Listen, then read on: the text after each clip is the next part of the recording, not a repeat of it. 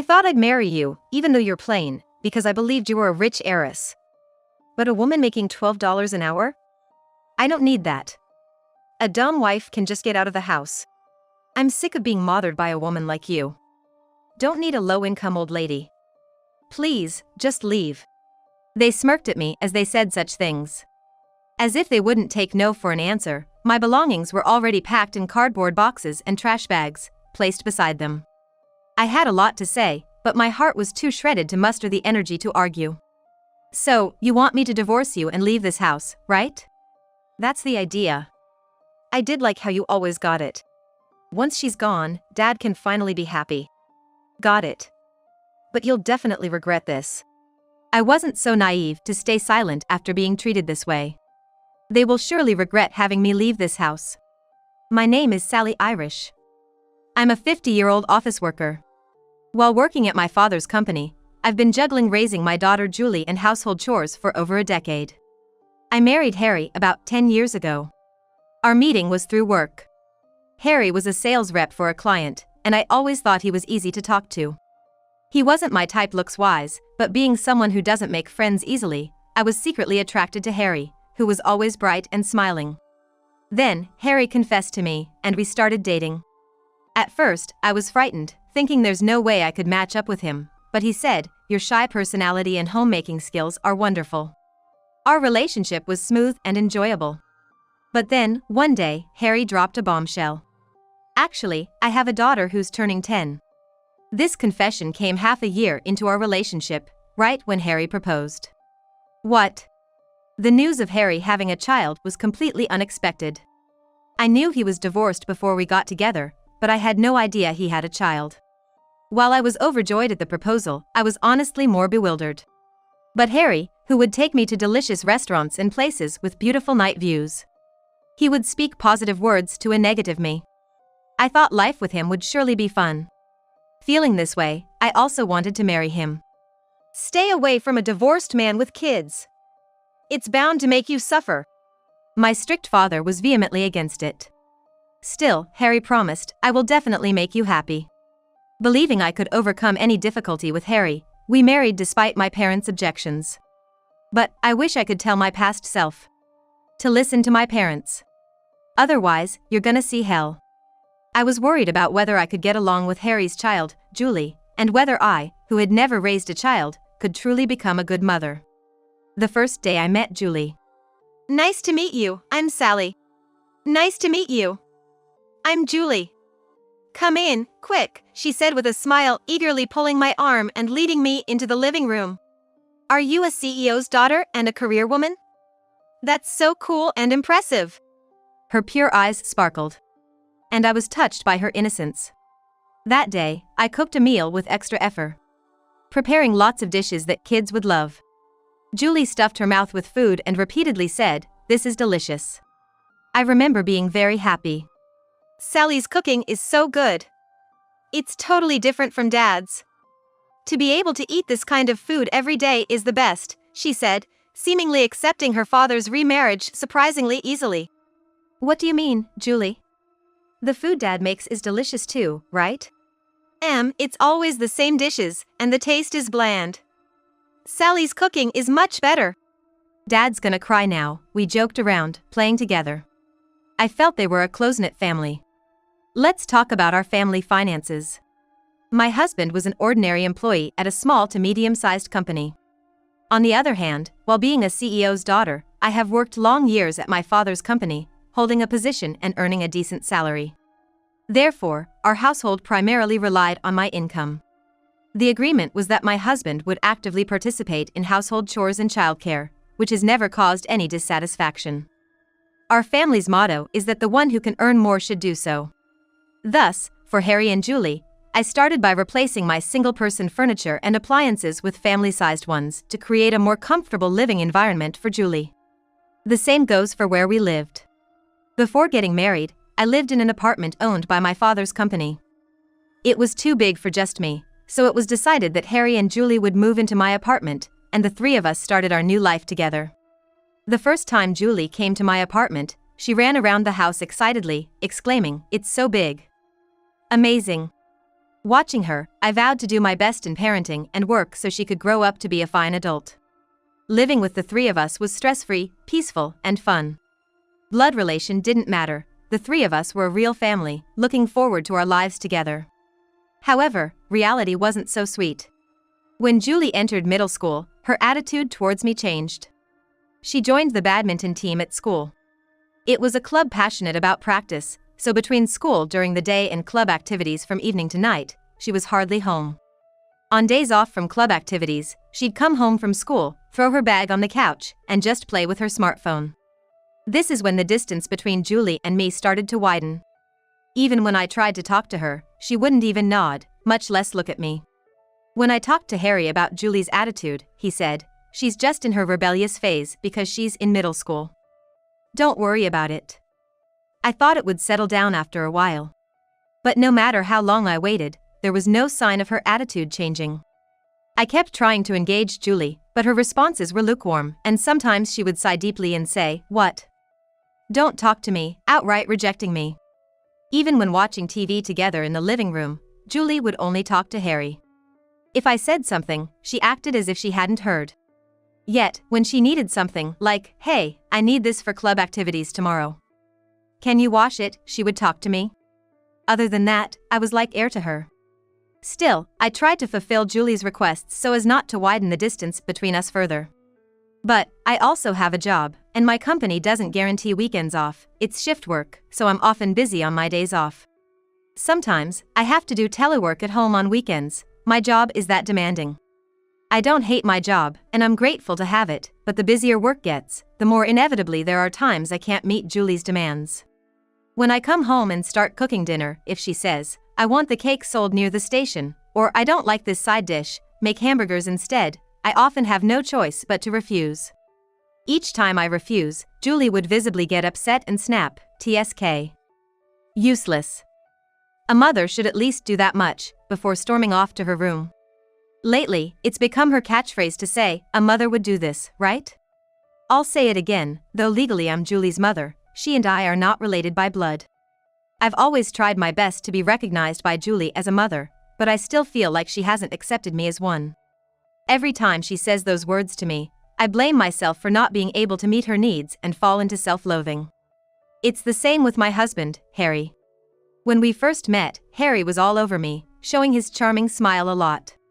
But it seems like he's the type who doesn't feed the fish once he's caught it, because about a year after we got married, his attitude towards me became indifferent. There's no atmosphere of a loving couple, just roommates. So, I try to catch a bit of his attention by suggesting, "How about we go on a date, just the two of us, for old time's sake?" But I get rejected with, "Huh? Date? We have a daughter named Julie, don't talk about something as creepy as dating." What would Julie say? I want to retort that he had a child when we met and we still went on dates, but saying that would just make him angry again. The biggest issue was Harry and Julie's extravagant spending. Working at my father's company and holding a managerial position, my salary is pretty good. Yet, because of Harry and Julie's spending, we hardly have any savings left. I've warned them about this countless times, but they never seem to try to improve. Instead, they start saying things like, "You're really stingy," or "She's such a terrible woman." Despite not being able to say I'm happily married, having gotten married for the first time after turning 40, I've come to accept that maybe this is what marriage is like. Time flies, and before I know it, I'm 50. Julie turns 20 today and is celebrating her birthday. It should be a joyous occasion, my dear daughter is turning 20. However, I can't feel genuinely happy.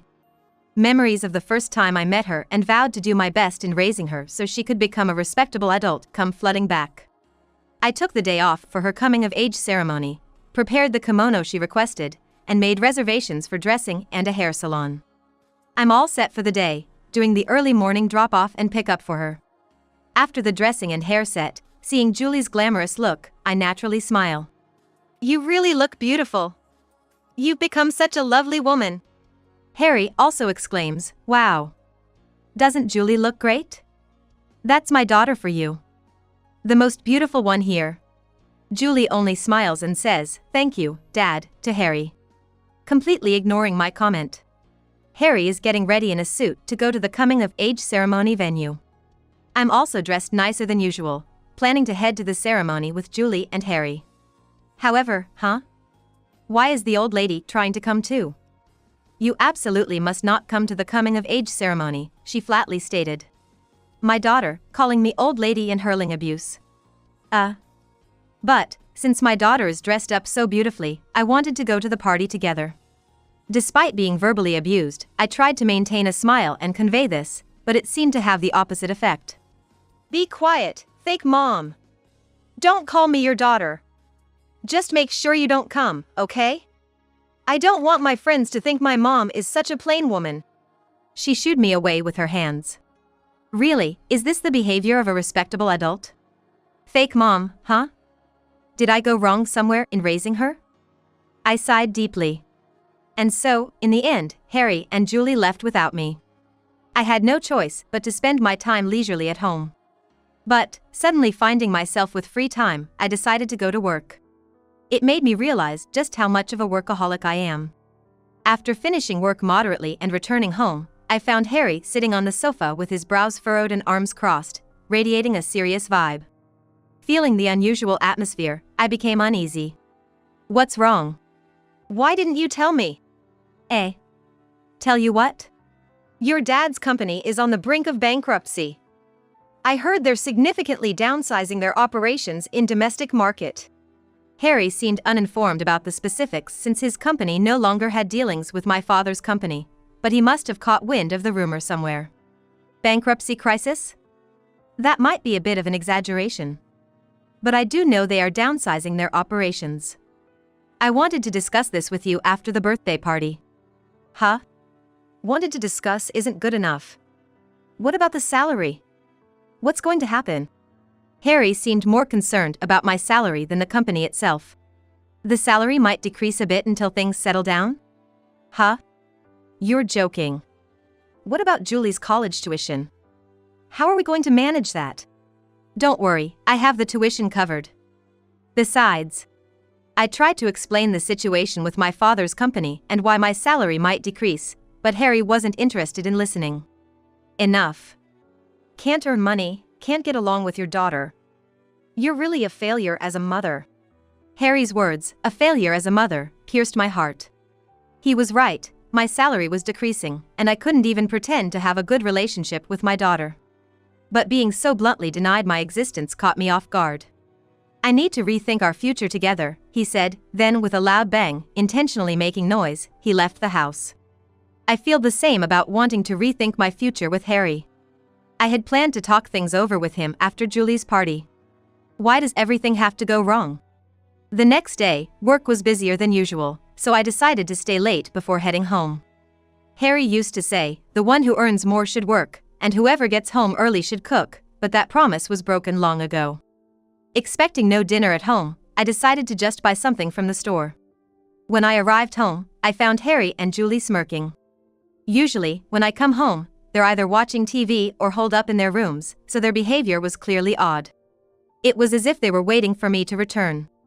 But not in a welcoming way. I had a bad feeling about this. My bad feelings always seem to come true. And today was no exception. Finally home, You took your time. Really, so late. We were getting tired of waiting. Well, I've been a bit busier with new work recently. But, what's up with you two? Here, take this. He tossed a large package my way. Open it up. When I opened the bag, of course, it wasn't filled with presents. Inside were my clothes and cosmetics, heavy. What's all this?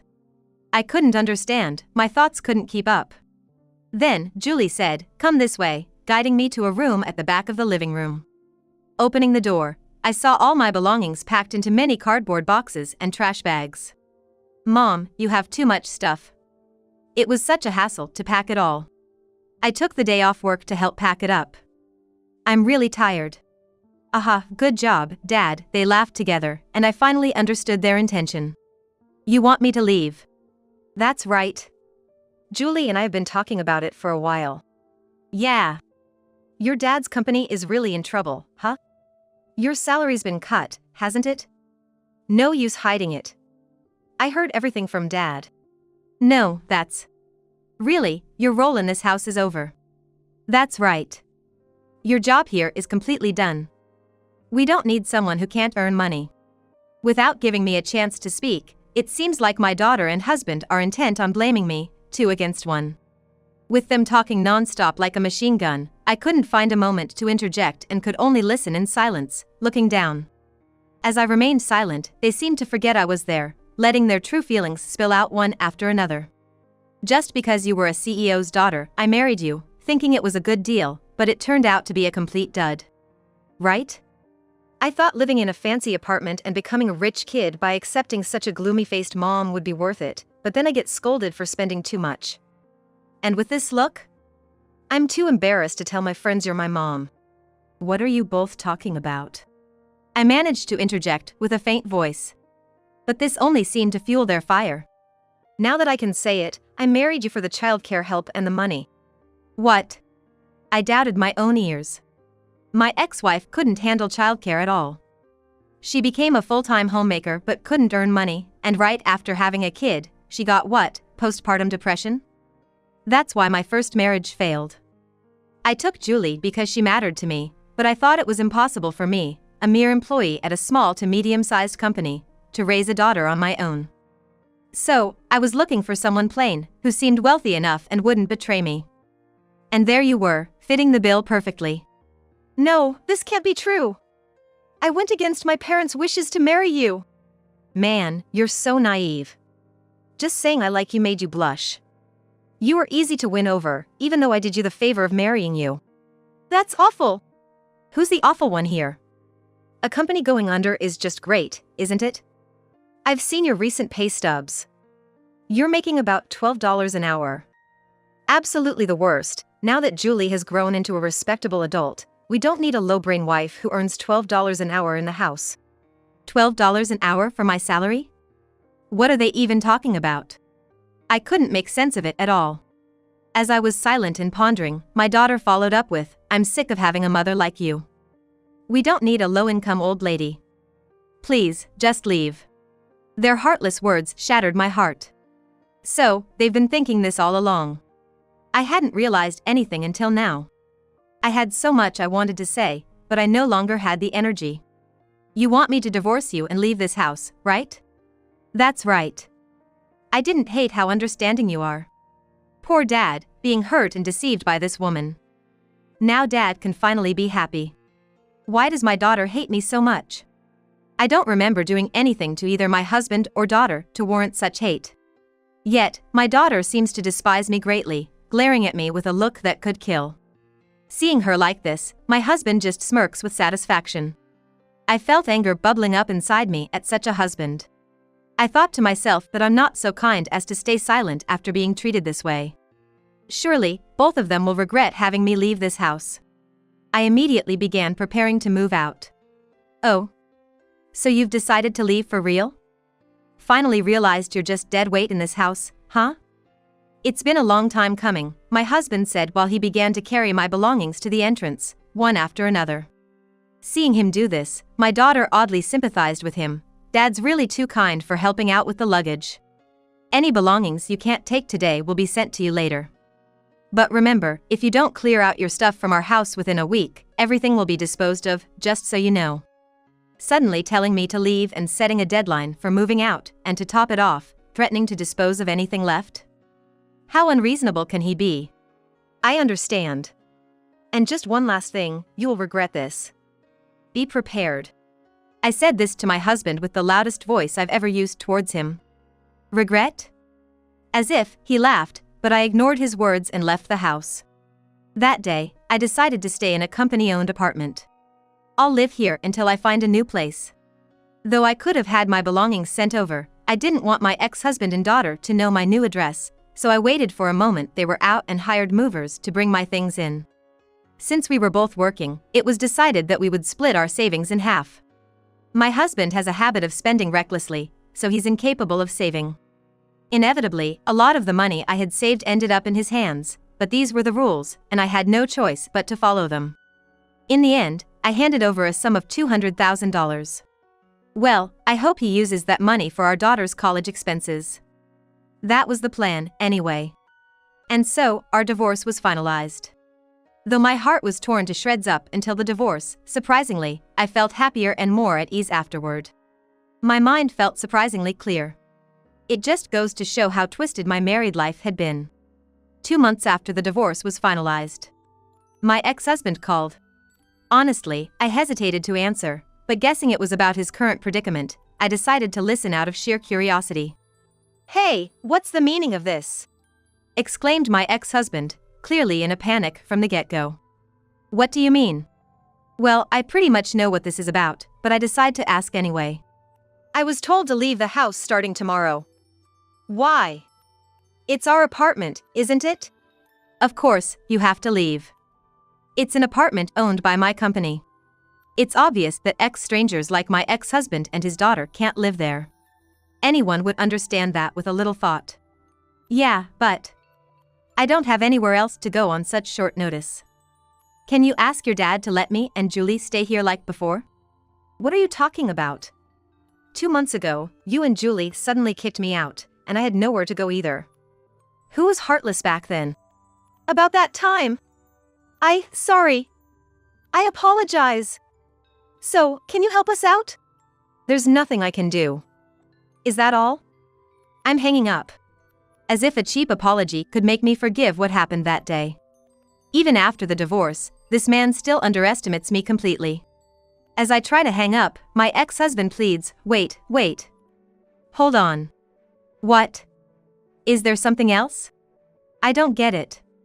Recently, it was decided that a really tall apartment building will be constructed near our house.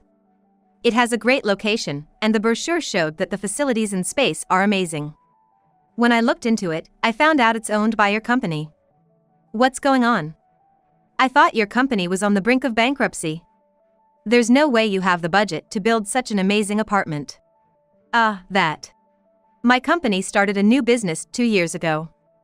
It's been doing really well, and there was never a bankruptcy crisis. Now, it has grown into a corporation with an annual revenue of $600 million.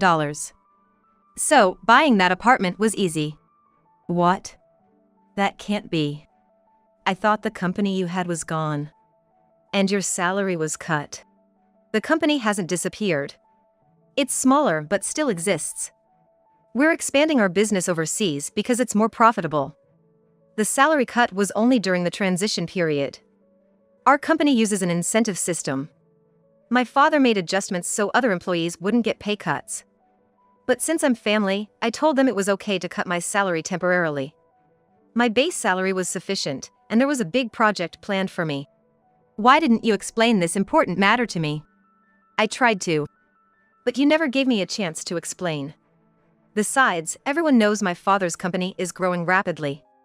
A little research would have shown you. You're the one who jumped to conclusions." "That's true, but..." "Also, when I said there was a big project planned for me, it meant I was going to become the president of my father's company." "President? You?" My ex-husband was so shocked that he raised his voice. That loud voice was too much, so I pulled the phone away from my ear and frowned. "So noisy." "Yes, that's right. However, becoming president means I'll have to live overseas for a while since the focus has shifted now, and it's inconvenient to continue here. But I couldn't decide so easily because you and Julie were here. I was planning to discuss it with you too after Julie's birthday party." My ex-husband seemed to have lost his voice, unable to respond anymore. He seemed stunned. "Hello? Are you listening? By the way, since you guys abandoned me, I happily accepted the offer to become the president. The moving date has set, and soon I'll be the president of a company with an annual revenue of $600 million. "That's insane. I can't believe it. I mean, during the property division, it was only $200,000. Sure, that's a large amount, but nowhere near $600 million. Ordinary people don't have that kind of wealth." Indeed, that's the case in Japan. Companies exceeding $600 million in annual revenue are just a tiny fraction. But the scale changes when it's worldwide. It's because we could expand our business globally that we've been able to grow so much. All my savings were managed under my father's name. You and Julie were so reckless with money, we hardly saved anything. So, I thought it'd be best to entrust most of my salary to my dad. He can successfully manage new ventures and investments, so I felt secure. But I saw a salary statement for $12 an hour. What was that about? Ah. You mentioned that. I thought about it afterward. What could that have been? Then it hit me. You probably saw the salary statement of someone who worked part-time as a cleaner. That's from years ago.